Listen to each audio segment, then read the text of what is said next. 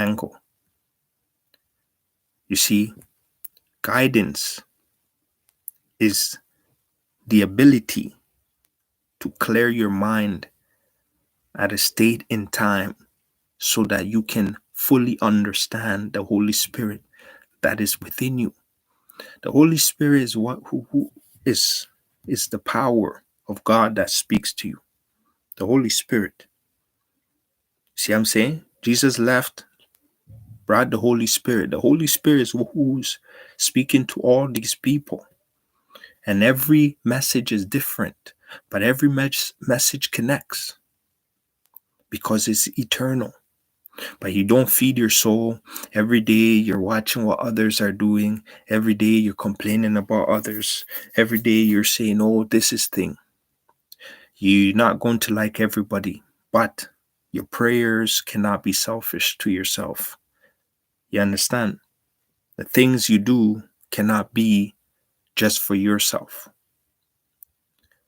See what I'm saying? I created a EP music. It's called Independent Loyalty. Independent loyalty is basically you must be independent, right?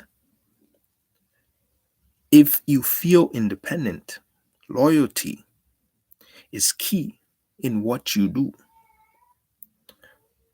You see what I'm saying? Loyalty in this world is very hard to come by simply because you can do so much for others, but for them to be loyal to you can be hard.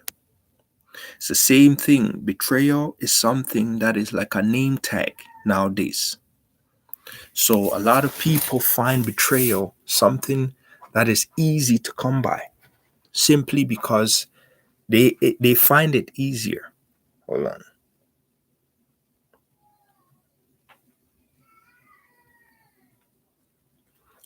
You understand? They find betrayal easier. So just remember, the life we live is valued at the authority you have in the spiritual.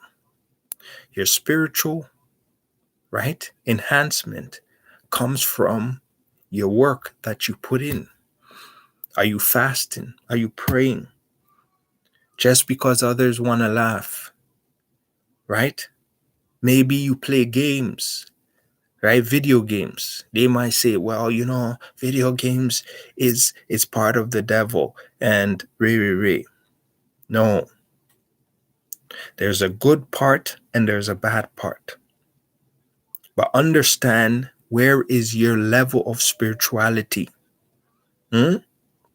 Where's your level of spirituality? Because sometimes it does not matter about the flesh. Understand that. Your flesh, it doesn't matter about that. You can be 70, 80 years old, but that doesn't mean your wisdom of the spirit is 70, 80 years old. The same way you age in the physical is not the same way you age in the spiritual. Solomon, right? Think about it. Samuel was 5 years old when he was filled with the Holy Spirit. And so tell me, how come God decided to use Samuel? And he was the one that blessed David. So it is your type of relationship. If God chooses to use you, he's going to use you. And he could only use people to do good. That's what he can only do. Understand that. He can only use people to do good. You see, in the Garden of Eden, right? When Lucifer, the serpent, came inside there, all the fruits and animals, everything was upside down. However, you notice as soon as God's presence came, everything started to revive because his presence bring revival. God's dominant presence, omnipresence, bring revival. You see, revival will happen. You see what I'm saying? And it's going to happen in Toronto. This revival that's going to be worldwide revival is going to happen in Toronto. I said it long time ago, and I am going to say it again. You see, when it takes place, do not doubt the abilities of God. You see, sometimes in the world, there are wars, there are wars that are set out to happen, you know? But sometimes you always get the opportunity to change that aspect of concept. But to who can it be given to? Hmm?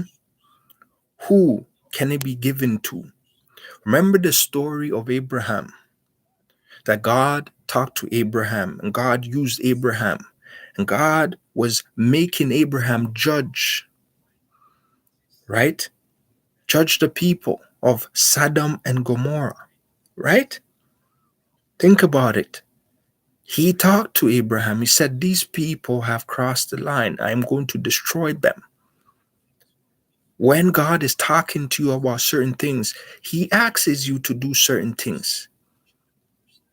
And so to see how the people will then change from their wicked ways, how the people will alter certain things.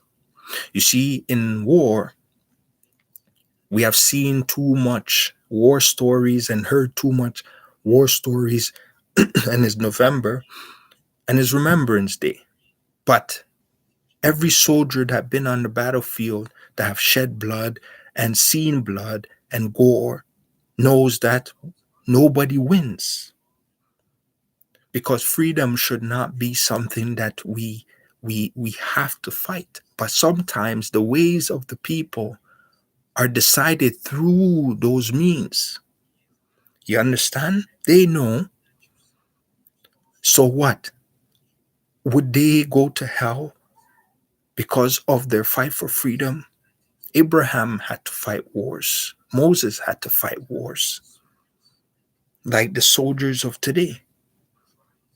So understand, times have changed. Holy Spirit is dwelling amongst the people that you don't even expect. I told you, God uses the people that you don't expect to be judges of those who are expected to be highly favored, but they are not. You see, expected and unexpected is too different. God used the unexpected. The unexpected was David. The unexpected was Moses. The unexpected was Abraham. Notice he used all those people that nobody really fathomed. Like, it's like, yeah, who are these people? Abraham was 100 years old when he had Isaac. Sarah was how old? Very old, 90 something. Think about it. People that were forgotten. People that was forgotten. You see? So at the end of the day, understand it is your spiritual capability. It is your worship with God. Nobody can manipulate your worship with God. Nobody can manipulate the time that you take to worship God if you choose to worship him.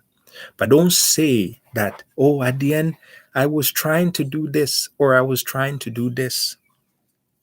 Because guess what? Salvation is not something that, you can go and buy. You can't buy salvation. You cannot buy it. You have to actually earn it. And in order to earn it, you have to actually put in effort. An effort that is not judged based on your physical effort, is your spiritual effort. Because your spirit is given to you, but it is not yours for you to look after it. The only thing is your free will. That aura part is your actual existence in all of this. So if you separate God's spirit that He has put in you, it is your free will. That free will is your actual, you know, part of you, your gauge, your meter to say right or wrong, good or bad, passion or not passionate, all of them, true or lie.